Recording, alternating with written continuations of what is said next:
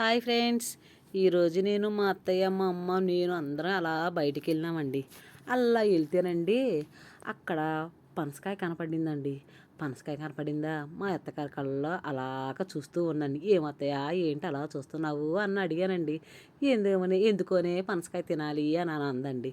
సరే మా అత్తగారు అడక్క అడిగారు కదా అని చెప్పేసి పనసకాయ తీసుకున్నానండి. తీసుకున్నానా పనసకాయ అంతా కోసారు మా అబ్బాయి. శుభ్రంగా తొనలు గిన్నెలు అన్నీ తీసామండి.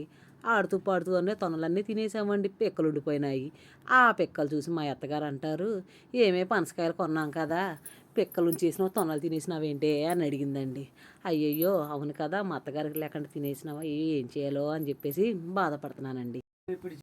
అలాగా పనసపిక్కలతో అలా ఏం చేయాలని ఆలోచిస్తూ ఉంటే ఈలోపు మా అమ్మగారు అన్నారు, మీ అత్తగారికి బిర్యానీ అంటే ఇష్టం కదే, దాంతో పిక్కలతో బిర్యానీ చేసేద్దామే అన్నదండి.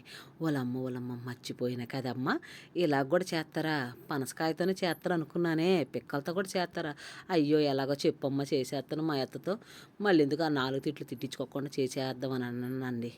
అనంగానేనండి మా అమ్మ అంటమే ఆలస్యమండి. టక పొయ్యి మీద పెట్టేసి అన్నీ అలా చేసేసుకుంటూ వెళ్ళిపోతుందండి. చూడండి ఈ విధంగా చేసుకుంటూ అసలు చేస్తున్న కొద్దీ నోట్లో నీళ్లు అలా వచ్చేస్తున్నాయండి. ఆ విధంగా మా అమ్మ బియ్యం కడిగేసి పొయ్యి మీద పెట్టే స్మెల్ వెళ్ళిపోతుందండి ముక్కులోకి, మామూలుగా లేదండి బాబోయ్. ఈలోపు చూడండి అన్నీ ఒక్కో పని చక్క చేసేసుకుంటూ వెళ్ళిపోతున్నది మా అమ్మ. చూడండి ఏ విధంగా మసాలాలు గిసాలు వేసేస్తుందండి. నాకు అప్పుడే అనిపించినండి, ఈ విధంగా మా అమ్మ చేసేస్తుంటే నోట్లో నీళ్లు కారిపోతున్నాయిరా బాబు, ఇది కూడా మా అత్తగారికి ఉంచుతానో లేదో కూడా నాకే డౌట్ వేసేస్తుందండి.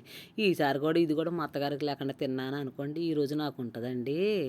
అయ్యి బాబోయ్ చూడండి కళ్ళకే ఎంత అందంగా ఉందో చూడండి ఆ కూర.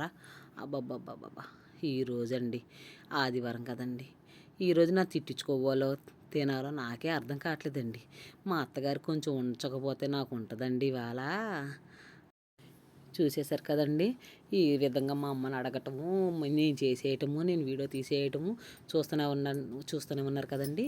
ఈ విధంగా మీరు కూడా చేసుకోండి. అసలు ఎంత బాగుందంటండి తిన్నాక మామూలుగా లేదండి. అసలు ఈ విధంగా కూడా చేస్తారా అని మా అమ్మ చేసేదాకా నాకు తెలియదండి.